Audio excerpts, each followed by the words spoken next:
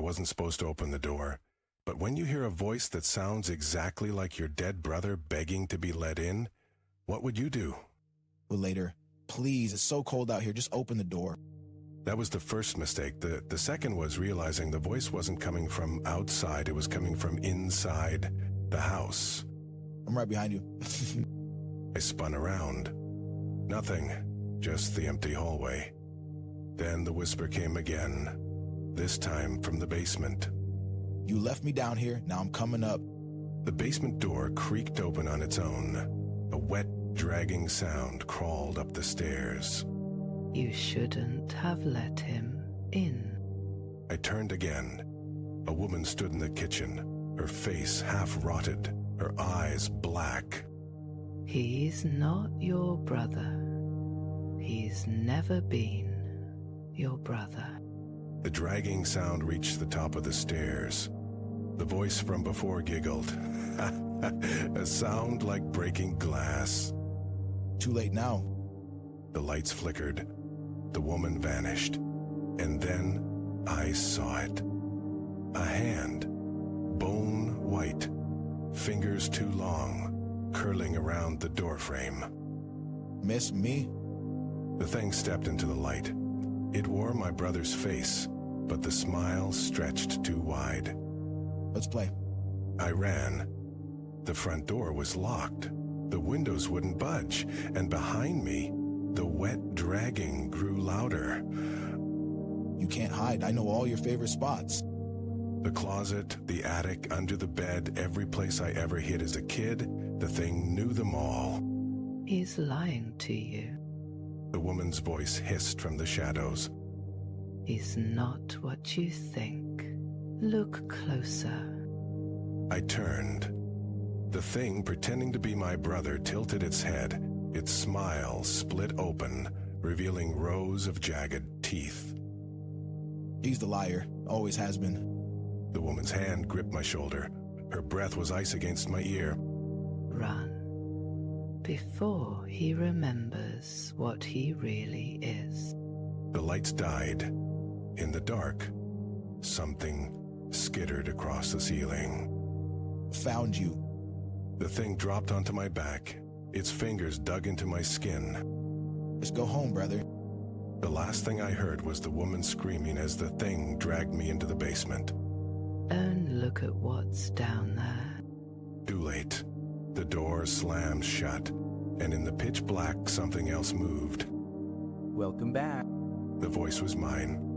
We've been waiting for you. Then the real horror began. You didn't really think you were the first, did you? Behind me, the wet, dragging sound multiplied. Dozens of hands scraped against the concrete floor. Don't turn around. Too late, I turned. The basement wasn't a basement anymore. It was a pit. And at the bottom, hundreds of faces stared up at me. All mine. All screaming. They always scream. The thing that looked like my brother leaned in, its breath like rotting meat. But you? You're special. You're the one who let me in. The woman's voice cut through the darkness again, desperate. Bite it. It's not real. Oh, but it is. The copy of me grabbed my wrist. Its skin was cold, peeling away like old paint. We've been here so long, waiting, hungry. The other versions of me began climbing the walls, their fingers leaving bloody streaks. Close your eyes. I squeezed them shut. The laughter around me twisted into something wet, gurgling. Open them. Open them. Eyelids fluttered. My eyelids fluttered. The thing wearing my brother's face was inches away, its mouth unhinging like a snake's. Let me show you what happens next. The woman's hand clamped over my eyes. Don't look. Don't ever look. The basement door above us burst open. A sliver of light cut through the dark. No, no. The copies of me shrieked, scrambling back into the pit. The thing wearing my brother's face snarled. You don't get to leave. The woman shoved me toward the stairs. Go. I ran, the steps stretched endlessly, the thing's laughter chasing me. You'll be back. They always come back. I reached the top just as the door slammed shut behind me. The house was silent. Too silent. It's not over. I turned. The woman stood in the hallway, her hollow eyes fixed on me. It's never over. And the lights went out again, and from the basement a new sound. Knocking. Let me in. But this time, the voice wasn't my brother's. Let me in, brother. It was mine. There's only one way to end this. She pressed something cold into my palm. A rusted key. Lock it in forever. The basement door shook. Splinters flew as something heaved against it from the other side. The thing wearing my voice screamed in rage. You don't get to leave us. I stumbled forward, my fingers trembling as I jammed the key into the lock. The moment it turned, the house let out a groan, like something ancient and hungry had been caged. Now run, and never look back. I didn't. Not when the walls bled. Not when the whispers followed me to the front door. Not even when I heard my own voice, faint and furious, hissing from the shadows one last time. We'll find you. The night air hit my face like a slap. I didn't stop running until the house was just a speck in the distance. And even then I knew. Some doors should never be opened. Some voices should never be answered. I shouldn't have opened the door, but when you hear your dead wife's voice begging to be let in at 3 a.m., you don't think, you act. Sarah? That's impossible. Like, please, baby. It's so cold out here. Her voice was perfect, the way she used to say baby when she was scared. But Sarah's been dead for 6 months.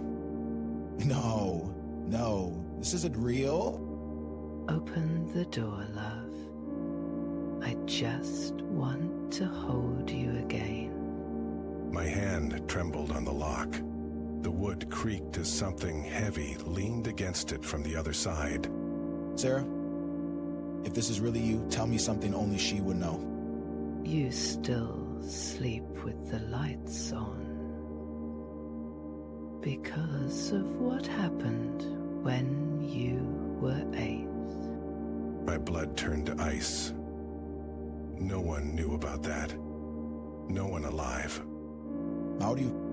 You left the closet door open. You always forget. Behind me, the closet door slowly swung open. A shadow, darker than the room, slithered out. No. Let me in, sweetheart. I'm already inside. The thing in the closet smiled. And then the knocking started again, this time from the basement. What the hell is that? Daddy, I'm scared. My daughter's voice, the daughter who died with Sarah.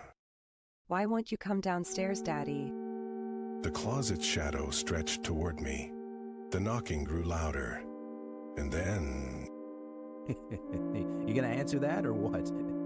a new voice from behind me. A voice I'd never heard before. Who are you? The guy who lived here before you. You didn't think this was your house, did you? The lights flickered. The walls pulsed like they were breathing. And then... You really shouldn't have moved in here, pal. The last guy, he's still in the walls.